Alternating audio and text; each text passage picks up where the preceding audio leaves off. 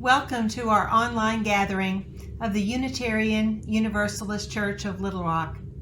I'm Jan Nielsen, and it is my joy, my honor, and my delight to serve alongside the people of our congregation as minister. Whoever you are and wherever you may be right now, we're glad you are tuning in. And whether you're joining us on this day or some other time, and whether you're tuning in from your home nearby or from across the country or somewhere around the world, we're happy to welcome you to our worshiping community. If you'd like to learn more about our church, or if you've been tuning in and feel like our church could become your spiritual home, we'd love to hear from you. To be in touch with us, just send an email to uuclr@uuclr.org. Our worship service will now begin.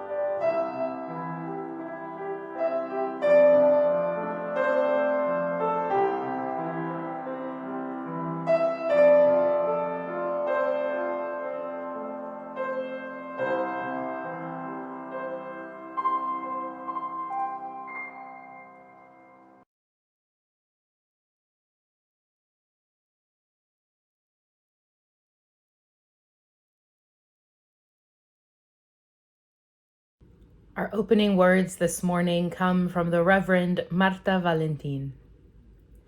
We pause this morning from the chaos of the world to reclaim the beauty within these walls that carry us through our week. We lift this community onto our shoulders with pride and grace-filled expectations for our children and our children's children. Come, let us worship together.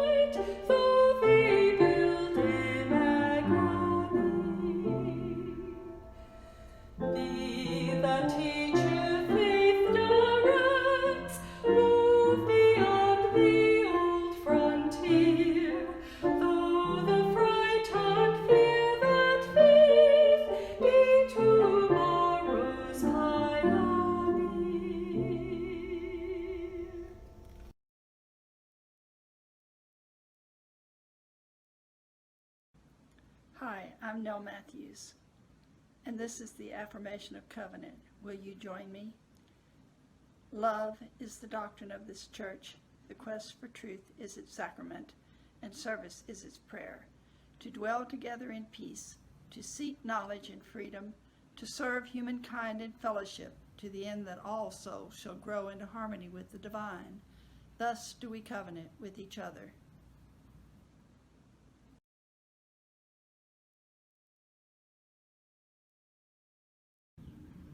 We light this chalice with these words. Let us open our eyes to see what is beautiful. Let us open our minds to learn what is true. Let us open our hearts to love one another.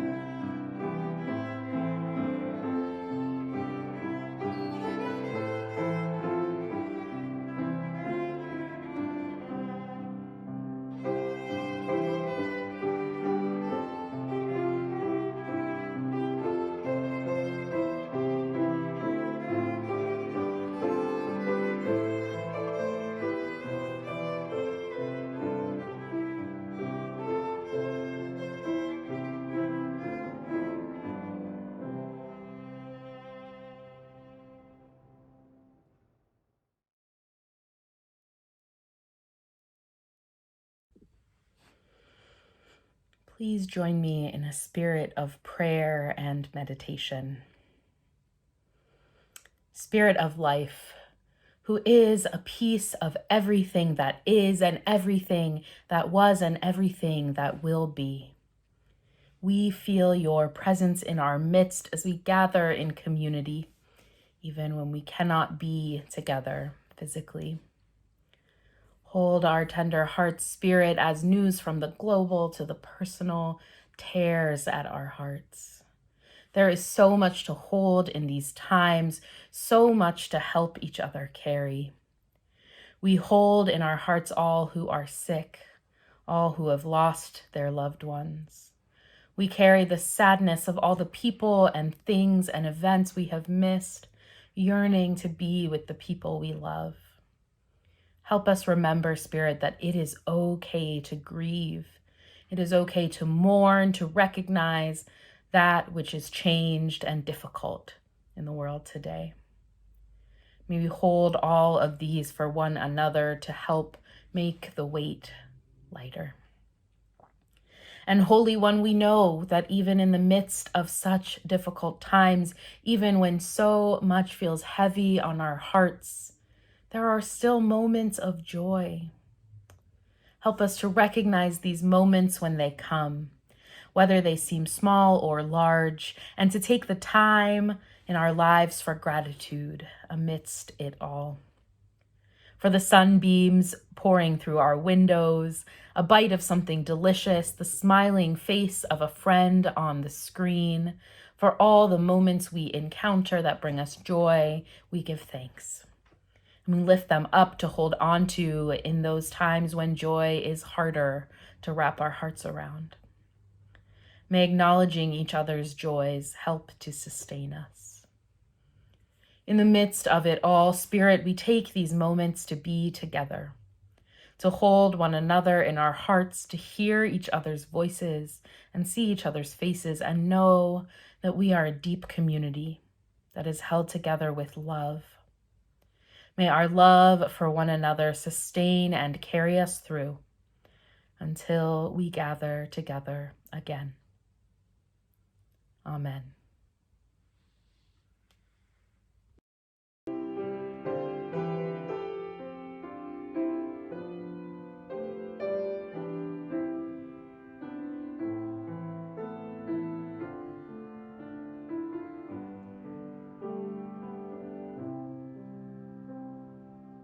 Spirit of life, come unto me. Sing in my heart all the stirrings of compassion. Blowing the wind, drives in the sea. Moving the hand, ignite the shape of justice. Roots beneath roses, wings set me free. Spirit of life, come to me, come to me.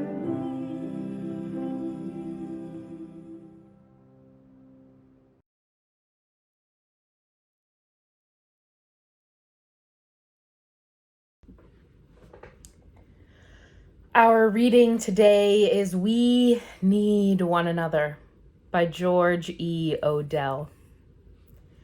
We need one another when we mourn and would be comforted. We need one another when we are in despair, in temptation, and need to be recalled to our best selves again. We need one another when we would accomplish some great purpose and cannot do it alone. We need one another in the hour of defeat, when with encouragement we might endure and stand again. We need one another when we come to die and would have gentle hands prepare us for the journey.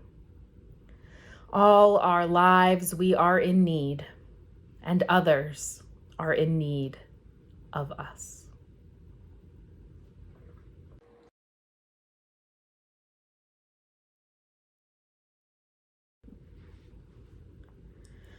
All our lives we are in need, and others are in need of us.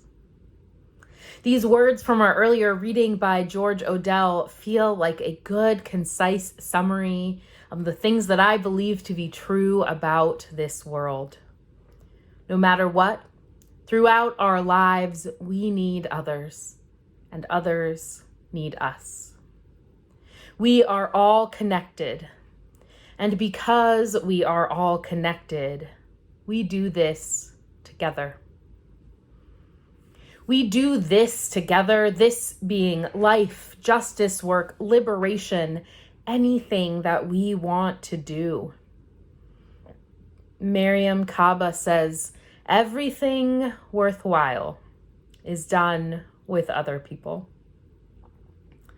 Kaba is an educator, organizer, and prison abolitionist who has started and worked with many, many organizations and campaigns that fight for justice and freedom. Ones that fight youth incarceration, free incarcerated women, secure reparations for victims of police violence. The list goes on. As author and sociologist Eve Ewing says, each of Kaba's many projects offers teachable, replicable, participatory models for liberation. Her work is always collaborative, and it invites others into the process to work together for liberation. Reflecting on what led her down this path, Kaba remembers learning from her father as a child that you are interconnected to everyone, because the world doesn't work without everyone. She has clearly taken this to heart, building it into the work that she has done throughout her life. She talks about how individual self-reflection is totally fine, but then we need to continue that, to test it in the world, she says, to be with other people and try it all in action, to learn what works and what doesn't, and then to try again and again and again. Kaba doesn't sugarcoat this at all. She doesn't pretend that working alongside others is always easy and fun and wonderful. She's talked many times, and I think it's only partly a joke, about how she actually hates people. how she's antisocial and she doesn't want to be around other people. And yet she does it anyway. And why does she do all of this, even when it's heartbreaking and exhausting, even when it means she has to spend difficult time with other people? Because I'm a deeply, profoundly hopeful person, she says. Because I know that human beings, with all of our foibles and all the things that are failing, have the capacity to do amazingly beautiful things too. That gives me the hope to feel like we will, when necessary, do what we need to do.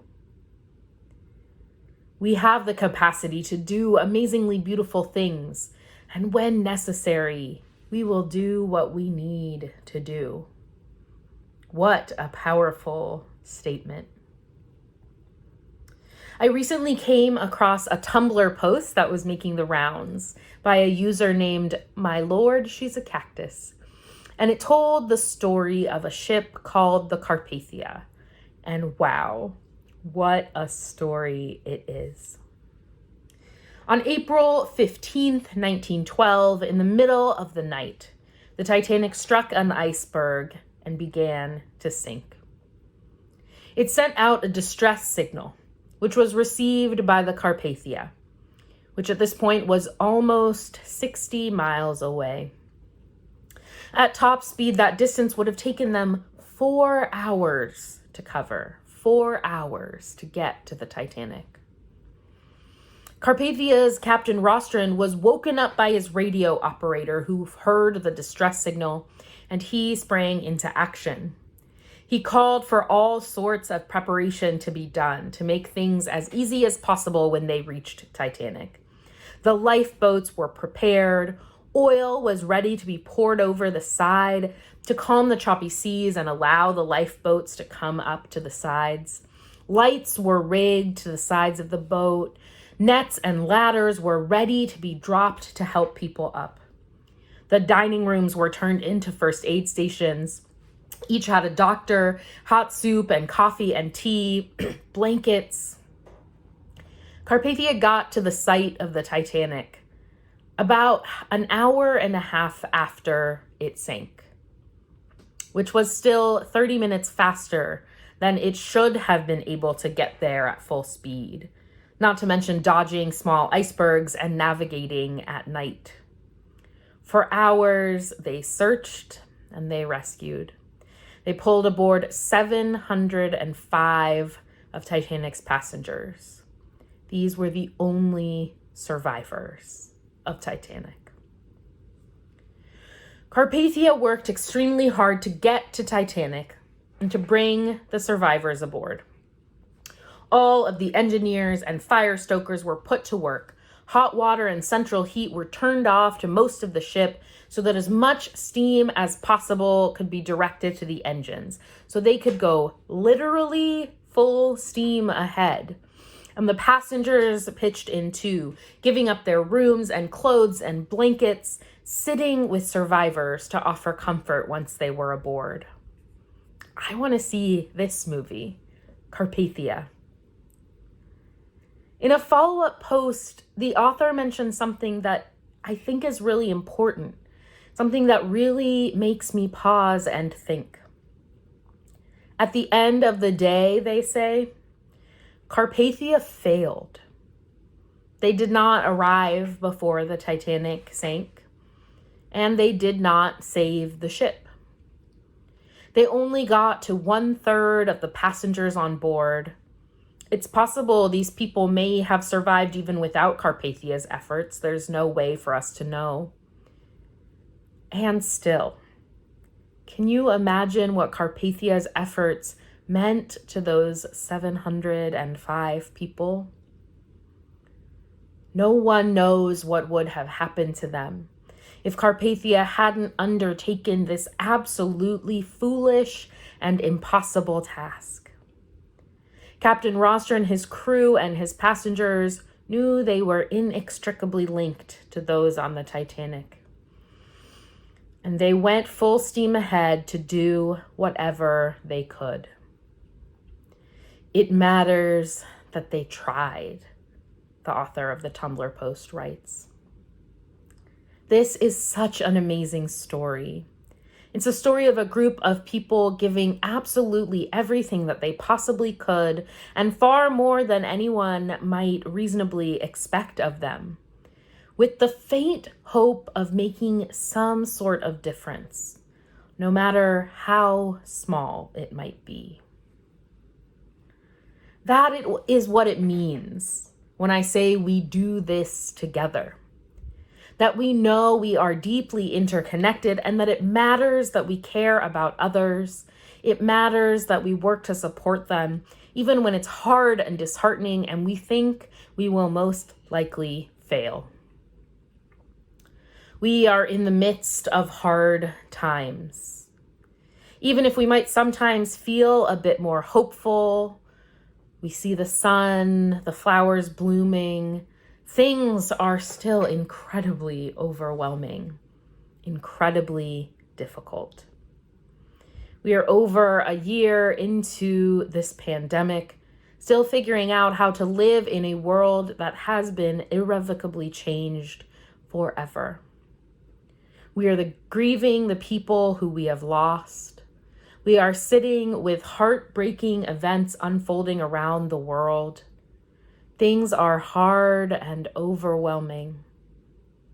As the writer of the post about the Carpathia says, it is hard to feel anything but useless when all you can do is tap a wireless transmitter and promise help that you know will come too late. Beloveds, it is okay, it is more than okay to sit with these feelings, to notice what is hard, to mourn and rage and cry and grieve. And alongside those feelings, let us remember, we do this together. We do this together by holding space for each other to mourn and rage and cry, in addition to space for celebrating and laughing. We do this together by finding the moments when we go full steam ahead and we hope that we will make it in time. We do this together by making sure it is not always the same people who have to go full steam ahead. We do this together by remembering that we are capable of making change. It may feel like nothing we can do will make much of any difference at all in what is going on. I learned recently that in its lifetime, one honeybee makes just 1/12 of 1 teaspoon of honey. That's 2 drops of honey, about 1 gram of honey. Such a small amount. That means that it takes 12 bees their entire combined lifetimes to make the 1 teaspoon of honey that someone might stir into their mug of tea. Such little contribution from each bee. But a hive of bees working together, in a year, they make 60 to 100 pounds of honey. That's more than 45,000 grams of honey, 10,000 teaspoons of honey, all from each bee making their 1/12 of a teaspoon, their 1 gram, their 2 drops of honey. The world is big and overwhelming. It might feel like the things that we are able to do are so small that they just don't matter at all. But when we combine our efforts with the efforts of others, when we join together as a community, suddenly we get so much done. When you feel discouraged, like you're too small to make a difference, remember that you are part of a much wider community that is working to get things done. And that even your small contribution can be part of something so big. Who is your hive? Who do you collaborate with to multiply what you are able to do? Maybe it is this congregation.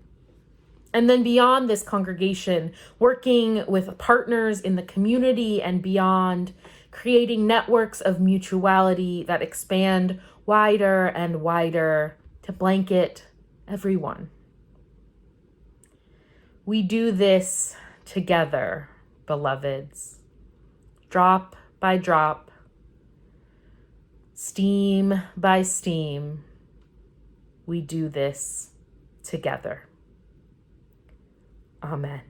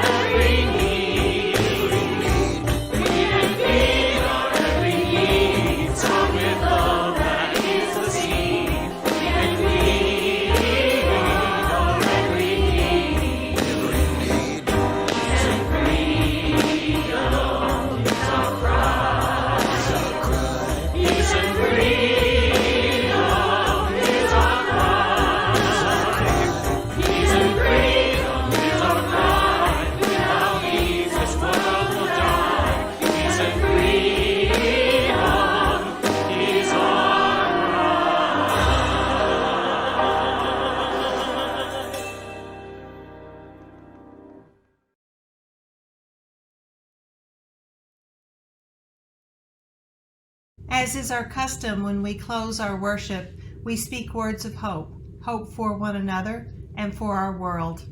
Wherever you may be right now, I invite you to say with us our words of blessing. Go out into the world in peace, have courage, hold on to what is good. Return to no person evil for evil. Strengthen the faint-hearted, support the weak, help the suffering, honor all beings. Thank you all. As always, stay strong, stay safe, and take care. I love you all.